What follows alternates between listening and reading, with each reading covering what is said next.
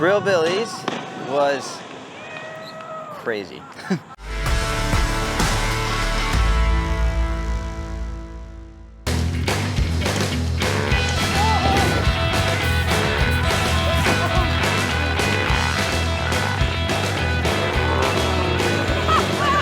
Pretty much THRILLBILLIES was like the redheaded stepchild of Nitro Circus. The A-team went to MTV and made a TV show that was like high budget, did super gnarly, spectacular stunts.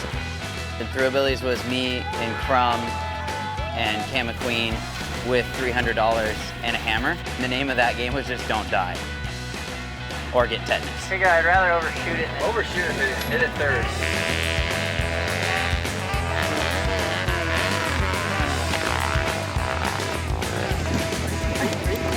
You're okay. You're okay. So third was probably the better choice. Yeah, I think third might have made it better. Kind of my first memories of starting the live show was special. Greg and Roner and I met up out in the desert in California, and I don't think anyone actually had an idea of what we were actually supposed to be doing. So it was kind of just the four of us saying a lot of stupid things to each other, and then all of a sudden they became real contraptions, and there was all of a sudden a ramp like kind of half built. And there was a lot of crashing and a lot of mistakes made before we ever got a real ramp or contraption built. What the just happened? Nitro Circus Contraption King. I have no idea how I became the Contraption King. I definitely did not name myself that. I think, especially when we first started the live show, I was kind of the youngest blood. I was the guinea pig, and I was dumb enough to try, so I just kind of jumped everything we have in the show off the ramp and tried to figure out if it could work or not. I was actually a dirt bike rider at the time, so I just kind of like was there to help out, like figure out what was possible, and then all of a sudden I wasn't riding dirt bikes in the show ever. I just started riding tricycles.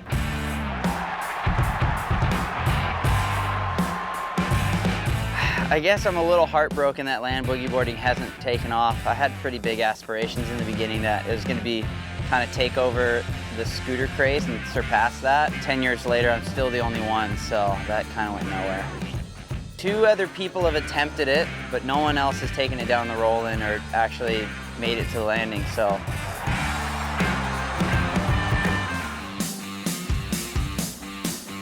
The reality of my life situation is that my wife is way cooler than me, way more accomplished.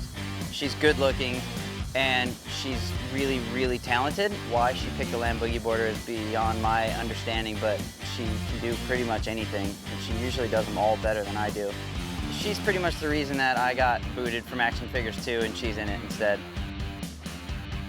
The craziest thing I think I've ever seen in my life is watching Trav be mortally terrified of doing this trick for Action Figures 2. The jump, the setup, no one else would touch it.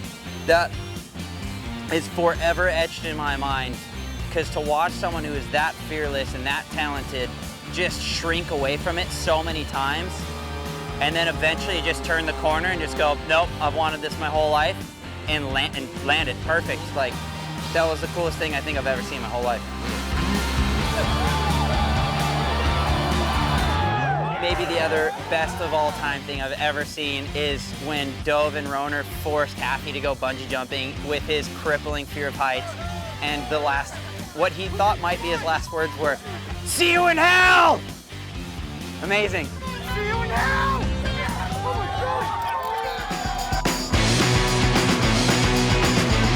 God! It's come up a few times lately that I'm like kind of one of the older guys on the Giganna, and I've been one of the only original guys left. And it feels weird because it doesn't seem that way. I still feel like a 16-year-old Grom that just showed up. So yeah, it's crazy that any of us are still here at all. We've been doing this show for 10 years, and somehow we just keep figuring out ways to have more fun and do dumber and dumber stuff. So everyone else has found real things to do with their lives.